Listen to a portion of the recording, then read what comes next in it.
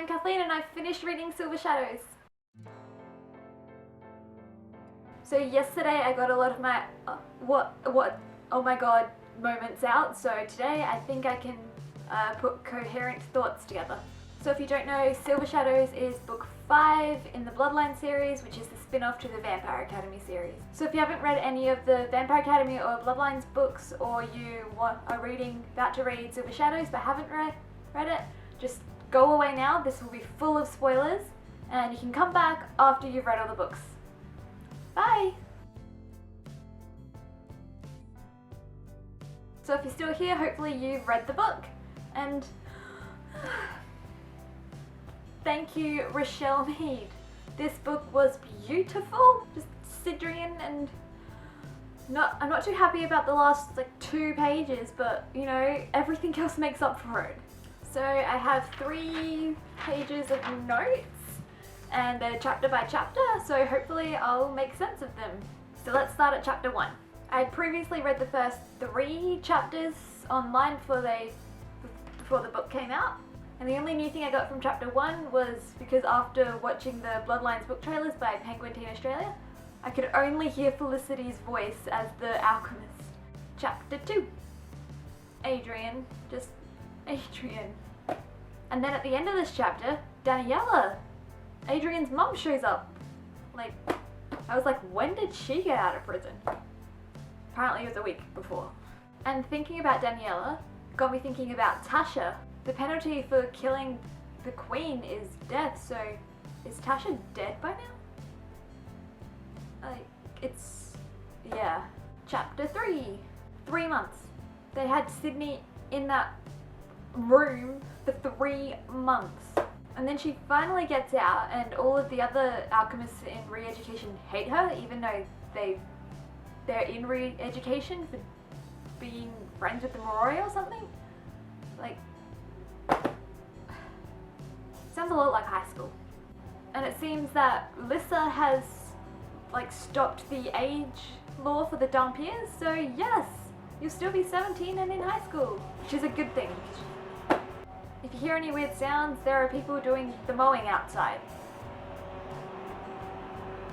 And they seem extremely close when they shouldn't be. Oh, they're in our front yard now. I'm gonna have to film the rest of this later. And I'm back. The mower people are gone, but now it's raining. Chapter 4. My first reaction was, they're going to the court. They're going to see Lissa and Christian and Rose and Dimitri, and everyone was going to be there. I was so excited to see them, and Lissa's going to college and Rose must be going with her somehow. But Lissa, I know you're running your Moroi things and everything, but help Adrian. Rose was all up for another jailbreak. Chapter 5. I hate the alchemists. But I like Duncan, he seems pretty cool, and my favourite quote from him was, he's a really cute vampire who paints. Are you saying he doesn't brood? I love how Richelle just makes fun of brooding vampires, yes. Chapter 7. See on the wall of sins or whatever that it says, Carly, I'm sorry, KD. I'm so glad that Keith is sorry for what he's done, but still not gonna forgive him or like him or just want him around at all. And then we have Emma talking to Sydney, and I was wary of her at first. I was like, do we like Emma? She ends up being pretty nice in an alchemist sort of way. And Sydney blocks the pipe thing with the gas. You're like, yes, I love how brainy Sydney is. Chapter 8. Adrian, stop partying and get a move on. And this Tatiana talking in his ear, being like a little devil thing, no. Just go away, Tatiana. Let him help Sydney and be nice to people, and I know it's his own brain, but then we have Nina, who was we met in the last book, and she was Olive, who was a Strigoi sister, and Nina's also a spirit user, and I really like her. I feel so sad for her. She really likes Adrian, but hopefully she'll find someone, maybe in another spin-off. And then we get to see Sonia and her and Mikkel are living together at court, and they have their own little like up house thing. I love the Spirit Squad and Spirit Dream Team. Like, can you just imagine all of the Spirit users like being cheerleaders? Chapter 9. The first line of this chapter was the one that we had in one of the book trailers. That was like, why? It was, how could Adrian have not come for me? It sounded so much worse in the book trailers, but now we have the context of he didn't show up in her dreams. Felt a bit better. Good. But still. Chapter 10. Dimitri! This one Adrian thinks. I always just figured when he wasn't working, he and Rose were off grappling on training mats, or whatever passed between those two as foreplay. And then he says out loud, "You sure you don't want to go home and cuddle with Rose? I know Richelle said that the bromance between Dimitri and Adrian wasn't there, but I do want to see more scenes with them."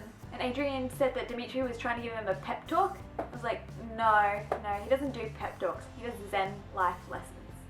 And then I started drawing parallels between Sidrian and Dimitri. Like, Rose and Adrian didn't work together because they were both like the reckless one. But Rose and Dimitri work because they balance each other out, and Sydney and Adrian work because they balance each other out. And yeah, and I also felt really sorry for Nina in this one, but you know, Adrian was back on track for finding Sydney, and then he gets through to her dream and they're together.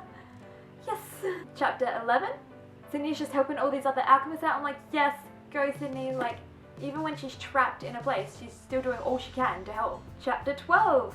Adrian is back in Palm Springs and they hug everyone. It's hugs all around. Like, even Neil hugs Adrian, and then Adrian hugs Marcus. Like, hugs everywhere. And then we start off on this Adrian and Marcus road trip thing.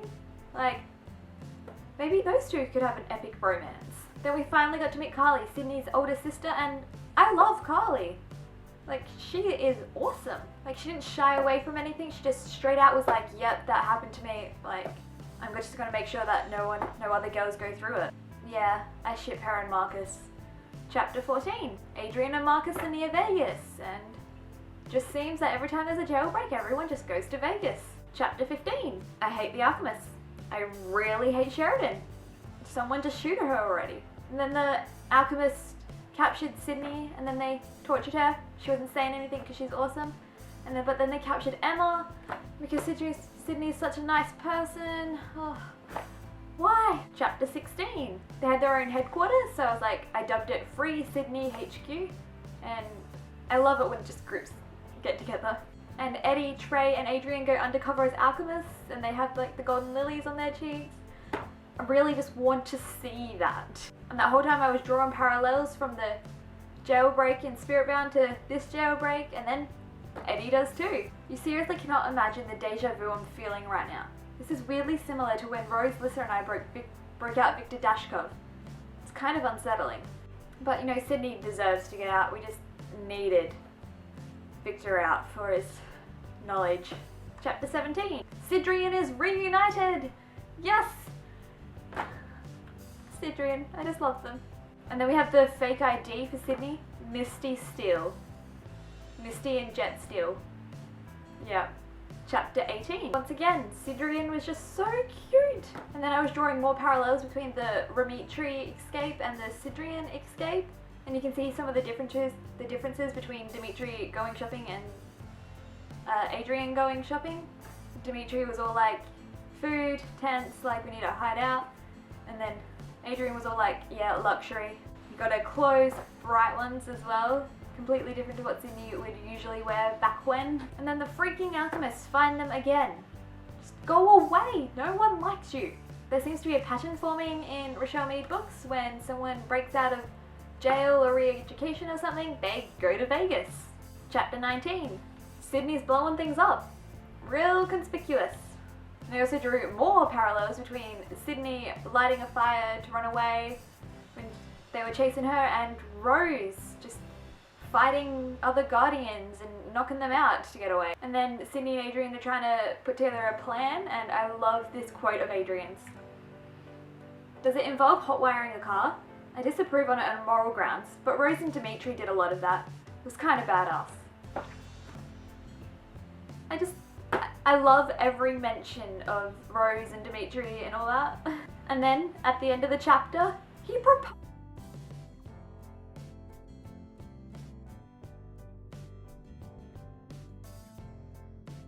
Then chapter 22, Sidrian, they're so cute. And then Sydney's golden lily tattoo is turning silver, which apparently Marcus's did as well. So by the next book, is it going to be like full silver? Does it mean that the alchemists have no control over her at all? And then they're like, yeah, it's going to be smooth sailing from here on. I was like, good luck with that. Then they show up at the court in their wedding gear, and Rose, Lissa, Christian and Dimitri are there, and the parents are there, and freaking alchemists are there, Sydney's dad and Zoe. I wanted them to go away. And then Adrian has this little speech about proclaiming his love to Sydney, and I was like, yes, yes. And Sydney's dad was like, this isn't a real marriage. And I loved Adrian's comeback. Not according to the state of Nevada. We've got the paperwork to prove it. Give us a laptop and we can all look at the wedding pictures together. Yes. And they were worried about everyone accepting them, and I was like, well, Rose will, because back a little while ago at Sonia and Mikkel's wedding, Rose was all like, it's nice to see a human and Aurora look like they belong together. It's like, yeah, she's going to accept it. Like, just tell her already. And she does accept it, and she's like, no, don't let them take Sydney. And then we have Ian there as well, and I was like, you know, I don't like you either. And he's like, yeah, Sydney Sage is ours. And then Sydney was like, no, Avishkov. My name is Sydney Avishkov. Yes! And then we finally get Lissa agreeing to protect Sydney. The alchemists leave, and Adrian's dad starts being annoying and horrible, and I don't like him either. And then Adrian says this to him: Dad, I've always made it a rule in life not to pick fights with children, cute animals, or ignorant old men. I will, however, make an exception for you if you ever touch or insult my wife again. And I was like, you know what? Just go at it for the ignorant old men. Like, they need some waking up.